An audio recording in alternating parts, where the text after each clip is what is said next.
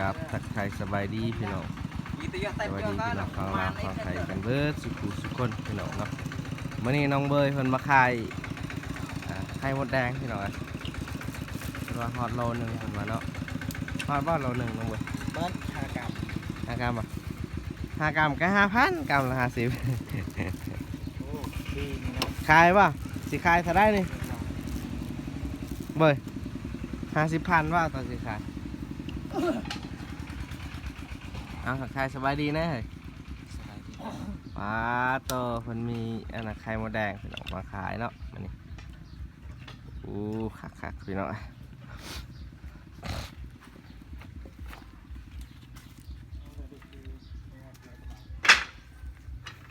ไข่มดแดงนะพ่อประมาณ5 กรัมเนาะ5 กรัมโลไปแล้วสินะ2,000 กรัมละสาวเนาะ250 บาทแสนหนึ่งคิดมาไว้พี่น้องเป็นแสนแล้วเนาะเดียวนี่น้องคนสิไปขายอยู่ในตลาดเนาะ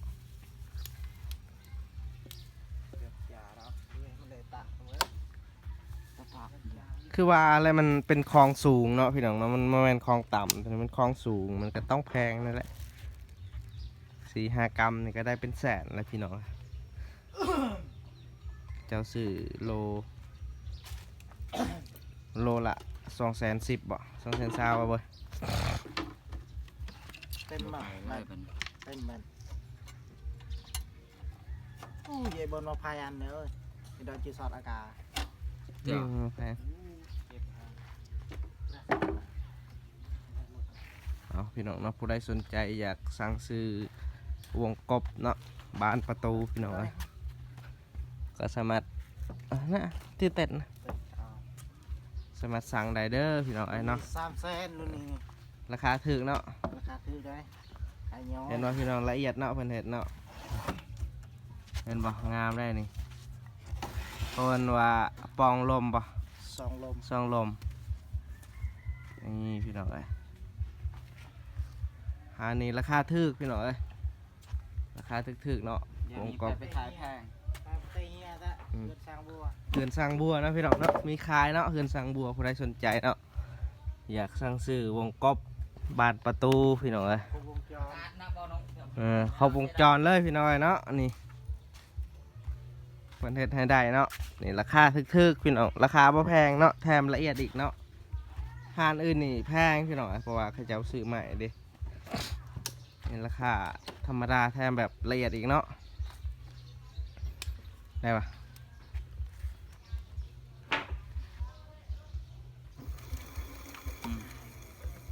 ได้แล้วเสร็จไปได้แล้วปะโอ้ยลืมมอดกระแจไปจกมามันจะช็อตหัวนั่นเนาะพอมันช็อตลิ้นนักมันบ่ช็อตเอาหัวคนมันเพ่รถตัวนี้พี่น้องรถไฟฟ้ามันขาดแต่สายเดียวนะมันบ่ได้มีขี้กลัวจอดมันคือว่าให้เขาเจ้าไปจอดในตลาดดิบ่เกิน10,000ดอกเขาเจ้าจอดครับแต่แม่นด้วยแต่ยังว่ามีเงินไล่อะไรจังว่าบ่ให้สร้างจอดนะ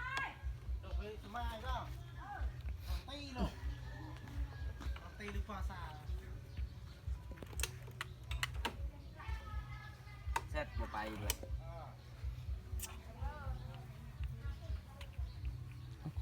เดี๋ยวตะรถมาเสร็จในเลือพอสุกมึงเดือดรื้อเชี่ยเลย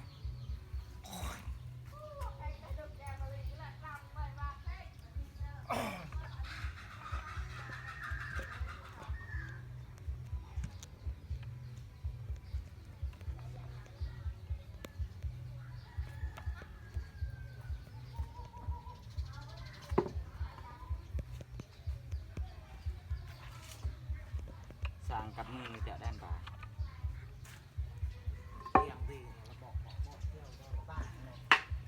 ตะกันบอกตะเอียดนะตะกันไปตะเอียดตะเลยลืองานตะลืมตะกันไประยอยมันเพ่มองได้นี่ได้สายขาดนี่เว้ยนี่สายตัวนี้แหละกระต่ายมือหันกระยางจากไทยมือกับบ่ฮู้ว่ามันขาดอยู่นี่มันขาดแต่สายอันเดียวนี่แหละพี่น้องนี่ขายตัวนี้ว้ามือเจ้ามีแต่อันนั้นเนาะไข่มดแดงเห็ดบ่ครบบ่มันไข่มดแดงเฮ็ดได้นี่มดแดงครบแม่มันเลยแหละ มันบายจิบหายมาเสร็จเลยไปไข่มดแดงขบแม่มันนี่แหละบาย ต้องในจอดได้พี่น้อยเนาะเพราะว่ามันขาดตรงนี้เนาะมันบ่มีตัวอันนั้นเนาะ คันบ่ติดตัวนี้ก็บ่ไปตีนมันจางแล้วคันติดตัวนี้ละไปอ๋อนี่พี่น้องเนาะสาเหตุที่มันเพก็คือมองนี่เนาะ คือมงนี่แหละอาศัยไป นี่เห็นบ่นี่มองนี่เห็นบ่สาเหตุที่มันขี่บ่ได้นะพี่น้องมันขาดเนาะต้องได้ไปจอดอีกพี่น้องเนาะมื้อนี้ก็น้องเพิ่นปะไว้ในนี่เนาะข้ามคืนพี่น้องมาสากเบ็ดนะฮะในเหือนบ่าวบัวเนาะเพิ่นมาสากเบ็ดในเหือนบ่าวบัวพี่น้อง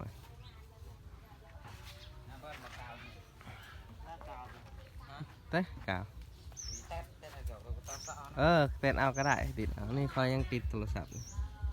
กาวหอนไปตอกอะไรมาเสร็จไปตอกอย่างเดียวน่ะกาวหอนมาเสร็จ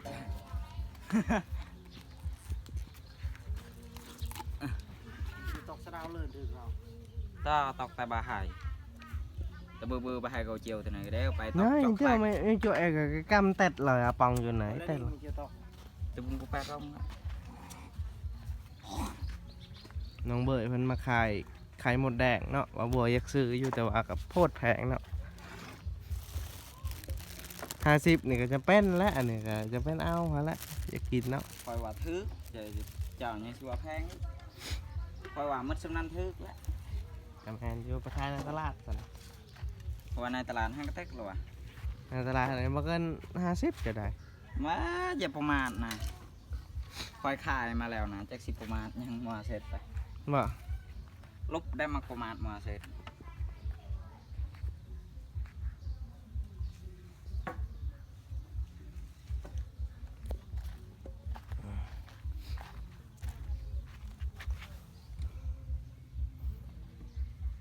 ตอนนี้น้องเบยกำลังจอดเนาะใส่กาวเนาะ สร้างมอกันไปสร้างเบยนี่แหละ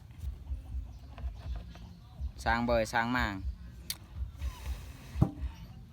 ไม่ใช่สร้างแปลงนะจ๊ะ ช้างมั่งมันมั่งทุกวิธีทางเนาะ มางได้หมดคันว่าเรื่องมางแต่บัดเขาว่าเอาเจ้าประกอบเลยบ่เป็น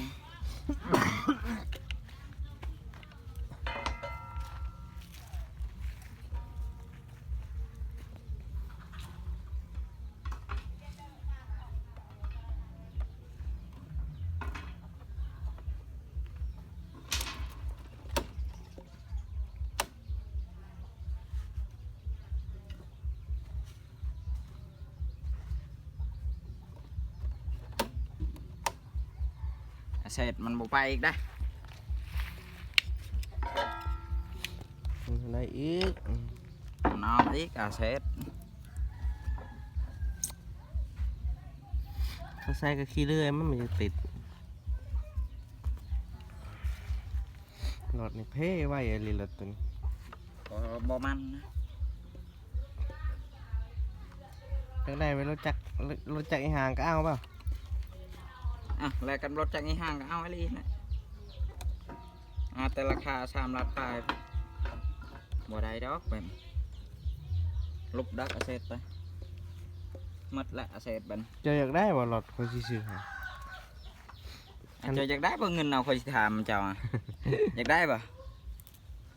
คอยสิให้ บอกเลยเขาสิถือ ห่าน จาก คอยสิให้เงินเดียวนี้เจะอยากได้จากหลานคอยสิให้หลอดเจ้าอยากได้บ่คอยถามอะจากแสนเจะอยากได้พูดไปปุนธนาคารพุ่นเสร็จเอ้ยได้ลายหลอด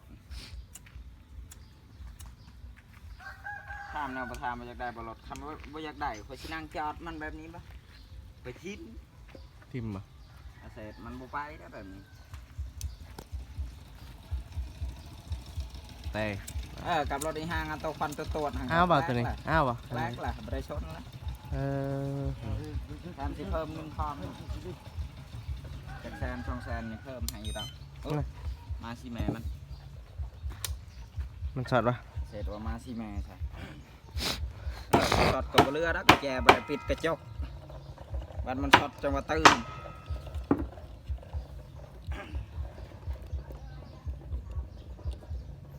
มันบ่มีมังจอดหรอก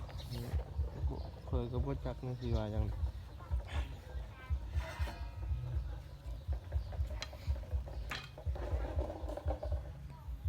จังใส่ก้าวไปนี่มันจังติดข่อยบ่ใส่กาวอีกได้เฮ็ด ใส่ก้าวขี้เลื่อยได้ขี้เลื่อยมุนๆครับมันจังติดคัก ข่อยเบิ่งนี่มันสิบ่อยู่ละกาวนี่ เอา บ่ ขี้ ท เลื่ อ อย หันไม้ห้องซับข่อยเบิ่ง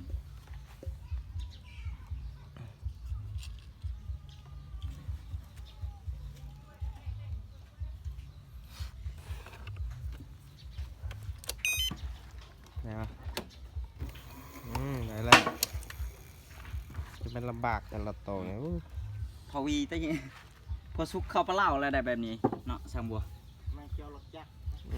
เติมเซงดาวเลยเปล่าตะเบินอย่างคือดาว ซื้อรถจักร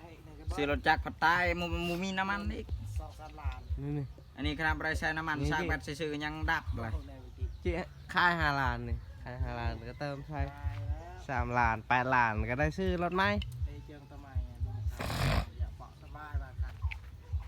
หมูขันจีละหรือหมูขันจีละตะบุญวีล ถ้าเจิงรถกล้าเปล่าหมดเลยกล้าจุกรถมันขาดจ่ายตาดับ ปักเลยนี่แหละไปจ่ายตาก็จะเชื่อ เฟอร์นิเจอร์นะพี่น้องเนาะหานเฮือนบ่าวบัวมีเฟอร์นิเจอร์เนาะ จ่ายจึงว่าในตัวมันจ่ายตาเนี่ย บ่าวบัวสิพามาเบิ่งผลงานเนาะพี่น้องเนาะนี่ละเอียดได้พี่น้องอ่ะแม่นว่าว้าววลีได้พี่น้องละเอียดได้เฮ็ดกว่าหานอื่นนี่ได้พี่น้องเนาะแถมราคาถูกได้พี่น้องเนาะ2-3 แสนนี่เองหานอื่นนี่4 แสนพอได้นี่เขาเจ้าเฮ็ดได้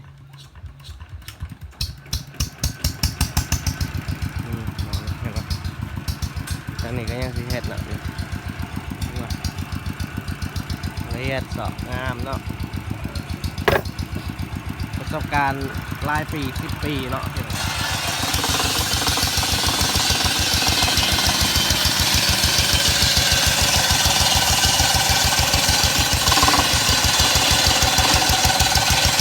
ใช่เนาะแต่เราไอ้ตอกเนาะอะไรใช้ที่นี่ก่อน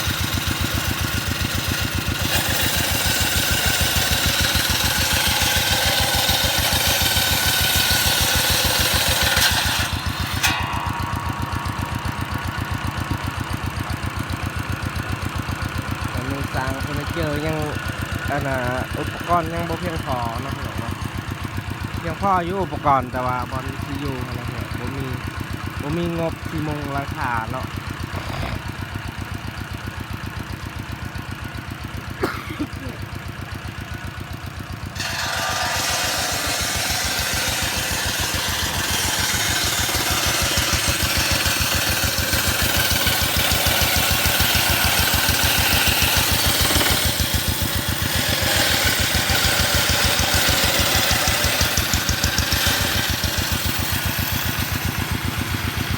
น้องเบิร์ดผมกำลังแปลงเนาะ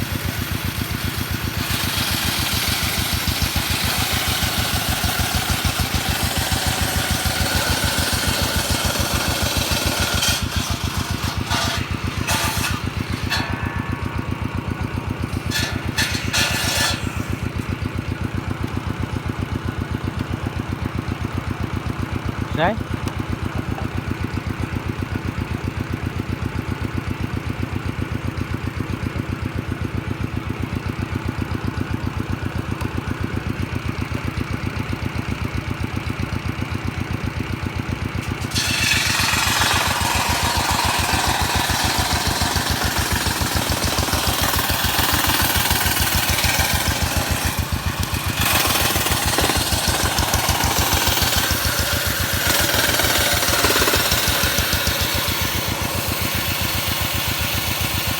หรือว่า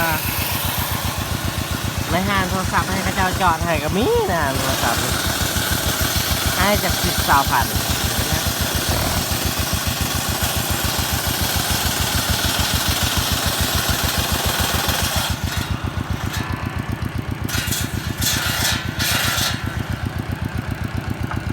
มาเลยมือโตไม่ได้ตัดมาเลยมือโตตัวดำอะไร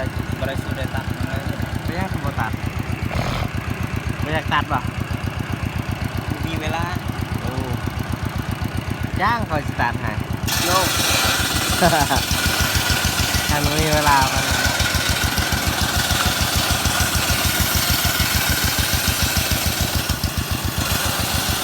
เอาพี่น้องเนาะก็คือน้องเมย์มันขายที่ขายราคาไม่ได้ไข่มดแดงนะพี่น้องนะน้องมันจะมีไข่มดแดงนะได้แล้ว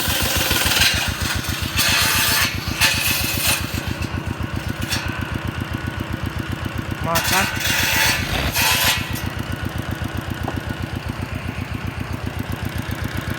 ทำไมมันสอหลอดเลยเนาะ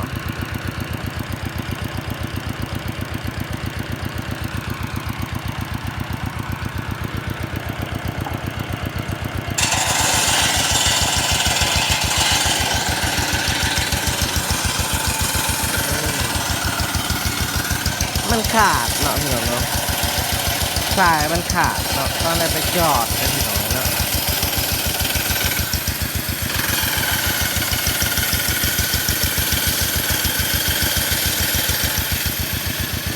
ในเรื่องนี่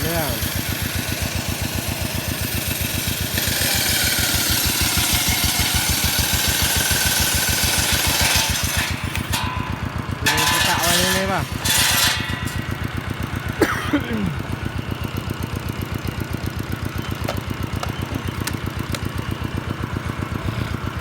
เอาไปคายแบบนี้เก็บไว้กาวครับกาว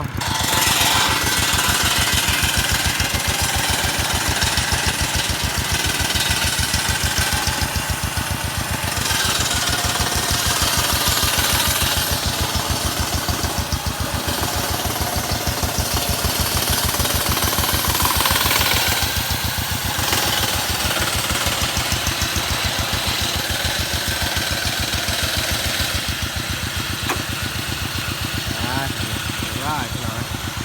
เรากำลังเดินทางแล้ว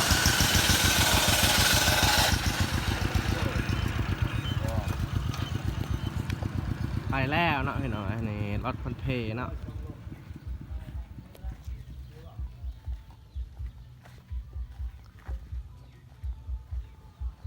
อ้าวคือว่าไปแล้ววันนี้เนาะเอาตีนอยู่เอาเนาะเพราะมันไฟมันบ่แห้งเนาะเมื่อคืนนี้น้องเพิ่นก็มาซากเบ็ดในเฮือนบ่บัวนั่นแหละพี่น้อยไฟมันบ่แห้งพี่น้องไปเพิ่นไปขายอันนั้นเนาะเพิ่นไปขายอันน่ะไข่มดแดงพี่น้อยเอากะโอเคเนาะพี่น้องเนาะสำหรับคลิปนี้บ่บัวกะมาอัปเดตคร่าวๆเนาะก็คือรถน้องเบยเพิ่นอันน่ะสายมันขาดพี่น้องสายมันขาดก็เลยไม่ให้มันบ่ติดพี่น้องเนาะแล้วก็เมื่อคืนนี้น้องเพิ่นก็มาซากเบ็ดในเฮือนบ่บัวมาซากปะในตลาดเนาะพี่น้องก็โอเคพี่น้องเนาะสำหรับคลิปนี้บ่บัวก็สิได้ปิดคลิปไว้เพียงส่ำนี้ก่อนพี่น้องเนาะก่อนอื่นก็อย่าลืมฝากกดไลค์กดติดตามให้บ่บัวเด้อพี่น้องเพื่อเป็นกำลังใจให้บ่บัวเฮ็ดคลิปต่อๆไปพี่น้องสำหรับคลิปนี้บ่บัวก็สิขอกล่าวคำว่าสบายดีพี่น้องเนาะนี่